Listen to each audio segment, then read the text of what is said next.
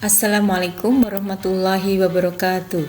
Salam jumpa lagi dalam video pembelajaran kali ini. Kita akan pelajari tentang ukuran penyebaran data bagian dari statistika part 3. Mari kita mulai.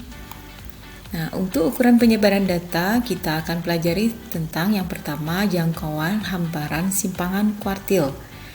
Nah, salah satu istilah dalam statistika adalah jangkauan, tapi kadang-kadang juga digunakan istilah lain yaitu rentang atau range, yaitu selisih antara datum terbesar dengan datum terkecil. Lambangnya adalah R, yaitu diperoleh dari X maksimum dikurangi X minimum. Kemudian hamparan, itu istilah lainnya adalah rentang antar kuartil atau jangkauan antar kuartil. Nah, rumusnya digunakan lambangnya H, yaitu selisih antara kuartil atas dikurangi dengan kuartil bawah atau Q3 dikurangi Q1. Kemudian untuk simpangan kuartil adalah Qd itu adalah setengah dari hamparan. Maka kalau ada hamparan, maka simpangan kuartilnya adalah setengah dari hamparan itu. Berikutnya yang kedua adalah simpangan rata-rata, merupakan nilai rata-rata dari selisih setiap data dengan nilai rataan hitung. Berarti kita punya nilai rataan hitung, kemudian nanti dicari selisih dengan setiap data yang dimiliki. Lambangnya SR, simpangan rata-rata, adalah 1/n dikali sigma XI dikurangi X bar. Jadi setiap data dikurangi dengan rata-rata. Untuk data tunggal ini cukup seperti ini, dijumlahkan ya ini. Kemudian untuk data berkelompok tinggal mengali dengan F-nya. Yang berikutnya adalah ragam dan simpangan baku. Ragam istilah lainnya adalah varians. Rumusnya ini ada dua, yang sebelah kiri ini adalah rumus untuk data tunggal dan yang sebelah kanan untuk data berkelompok. Begitu juga dengan simpangan baku atau disebut juga dengan standar deviasi. Ini yang sebelah kiri, ini data tunggal dan sebelah kanan data kelompok. Kalau kita cermati ini ragam dan ragam varian dengan simpangan baku ini memiliki hubungan yang sangat kuat ya. Karena simpangan baku itu adalah bentuk tinggal diakarkan dari ragamnya. Kalau ragam sudah ketemu maka simpangan baku itu tinggal mengambil akar. Ini contohnya. Diketahui data sebagai berikut, ditanyakan jangkauan, hamparan, dan simpangan kuartilnya. Maka ingat harus diurutkan terlebih dahulu ya. Nah setelah diurutkan, kenapa harus diurutkan? Karena kita akan mencari Q3 dan Q1. Nah cara mencarinya, pertama harus cari dulu Q2 untuk memudahkan. Kemudian dari Q2 ini kita lihat di sebelah kiri ada 7. Berarti Q1-nya ambil yang di tengah, kemudian di sebelah kanan Q2 itu ada 7 juga, berarti kita ambil yang di tengah. Maka sudah nampak ini terbelah menjadi 4 ya, masing-masing 3, 3, 3, 3.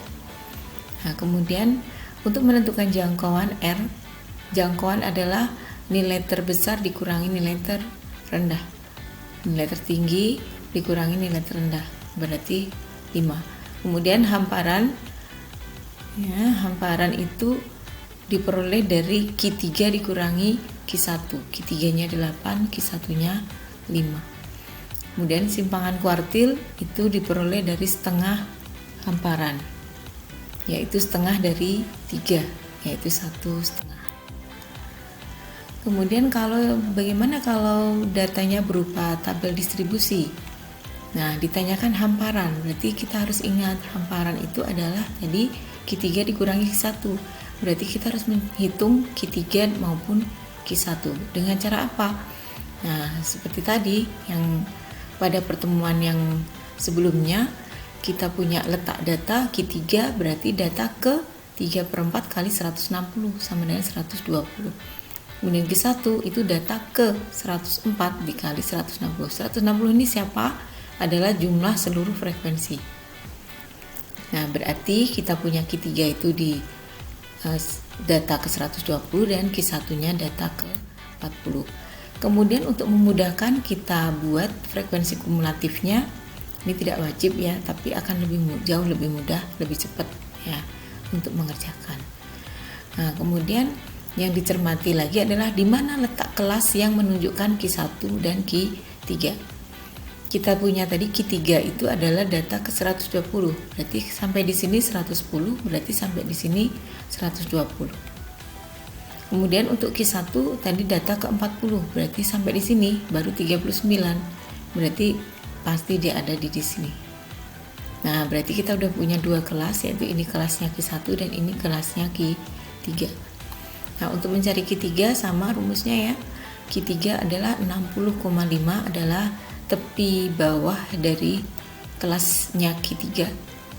Kemudian data ke 120 dikurangi banyaknya frekuensi, jumlah frekuensi itu 110 kelas sebelum.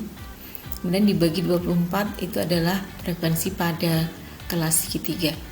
Dikali 5 adalah panjang kelasnya 61, 62, 63, 64, 65. Ada 5. Kemudian hasilnya adalah 62,58. Begitu juga dengan Q1. Q1 ada di sini, berarti tepi bawahnya 50,5. Kemudian data ke 40, 40 dikurangi 39 di ini. Kemudian dibagi dengan 28.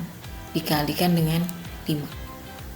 Ya, hasilnya 50,68. Setelah ketemu Q3 dan Q1, maka dengan mudah kita dapatkan hamparan, yaitu pengurangan dari 62,58 dikurangi 50,68 atau sama dengan 11,6. Nah, sekarang kalau kita ditanya simpangan rata-rata. Nah, simpangan rata-rata itu tadi SR ya lambangnya. SR adalah jumlah dari selisih antara nilai masing-masing dalam data itu dikurangi dengan rata-rata. Berarti kita harus mencari rata-ratanya dulu. Rata-rata hitungnya itu diperoleh dengan menjumlahkan nih 4, 6, 7, 5, 8, 7, 5 dibagi dengan banyaknya data ada 1, 2, 3, 4, 5, 6, 7. Berarti 42 dibagi 7, 6. Kemudian untuk mendapatkan nilai-nilai di sini caranya adalah 6 kita cari selisihnya dengan 4, 2. 6 cari selisihnya dengan 6, 0. 6 dengan 7, 1. 6 dengan 5, 1. 6 dengan 8, 2. 5 dengan 6, 1. Nah, gitu. Maka kita dapatkan 7/7 alias 1. Bagaimana kalau datanya itu berupa tabel? Nah, maka langkahnya adalah kita mencari simpangan rata-rata juga. Maka kita tambahkan kepada tabel itu 5 kolom lagi ya untuk menghitung ya, yaitu ada XI titik tengah, D simpangan, F kali D frekuensi dikali simpangan, kemudian XI dikurangi X bar selisih, kemudian F dikali XI min X bar. Kita mau ditanya hitunglah rata-rata dan hitunglah simpangan rata-rata. Nah, ini kita tambahkan ya di sini. Maka kita punya XI-nya, kemudian kita punya D, kita punya FD, kita punya XI min X bar, dan kita punya F dari XI min X bar. Nah, kalau sudah dapat semua nilai yang ada di dalam sini, ini di tayangan sebelumnya ya sudah disampaikan. Kemudian kita hitung X barnya adalah 13 ditambah min 40/40. Ini menggunakan simpangan rata-rata sementara. Rata-rata sementaranya 13. Kemudian kita dapat X barnya adalah 12. Nah, karena X barnya itu 12, maka ini ya, untuk mendapatkan XI min X bar ini berarti 3 dengan 12, 8 dengan 12, 13 dengan 12, 18 dengan 12, dan 23 dengan 18. Kemudian untuk mendapatkan yang kolom terakhir ini adalah dikali dengan F, berarti 9-nya dikali 8, 4 kali 9, 1 kali 11, 6 kali 7, dan 11 kali 5. Nah, maka kita temukan nilai SR adalah jumlah pembagian dari hasil kalinya ini I F kali X I min X bar dibagi dengan banyaknya frekuensi 40. Baik, kita lanjutkan dengan ragam dan simpangan baku. Untuk ragam itu istilah lainnya adalah varians ya. Nah, untuk ragam itu perbedaannya dengan simpangan rata-rata tadi sebenarnya mirip ya, hanya bedanya masing-masing itu dikuadratkan. Jadi langkahnya sama persis, jadi hitung rata-ratanya dulu, ketemu 6. Kemudian di sini itu dapat 4-nya itu dari 6 dikurang 4 itu 2 kuadrat dari 4. Kemudian 6 dengan 6 0, berarti dikuadratkan tetap 0. 6 dengan 7 1 kuadrat. 6 dengan 5 1 kuadrat. 6 dengan 8 2 kuadrat. Nah, begitu sampai selesai kita dapatkan 12 per 7 1,71. Nah, kemudian di S2 ini ada keliru ini. Ini harusnya 1,71. Nah, ini belum diganti tadi. Jadi hasilnya adalah akar saja dari S kuadrat. Akar dari ragam itu adalah simpangan baku. Kemudian bagaimana dengan varians deviasi? Sama ya, jadi varian itu ya ragam, deviasi standar itu juga simpangan baku. Nah, kita akan cari coba untuk bentuk soal yang seperti ini. Nah, maka ini bentuknya kita tambahi kolom, yaitu kolom fx dan kolom x i min x bar kuadrat dan kolom fx i min x bar kuadrat. Fx tentu mudah ya, tinggal mengalihkan 53, 66, 74, 82, 95. Tapi kalau x i min x bar kuadrat, nah kita kan mencari dulu x barnya berapa. X barnya adalah 140 dibagi 20, hasilnya 7. Sehingga untuk mendapatkan x min x bar itu dibandingkan dengan 7, berarti xi nya 5 misalnya, 5 dengan 7 2 kuadrat, 6 dengan 7 1 kuadrat, 7 dengan 7 0 kuadrat, 8 dengan 7 1 kuadrat, 9 dengan 7 2 kuadrat. Nah, begitu juga dengan f ini, berarti mencari f ini 3 dengan 4, 6 dengan 1, 4 dengan 0, 2 dengan 1, 5 dengan 4. Nah, sehingga kita cari kemudian varians itu S kuadrat itu diperoleh dari sigma f x i min x bar kuadrat dibagi dengan sigma f. Jadi 40 bagi 22.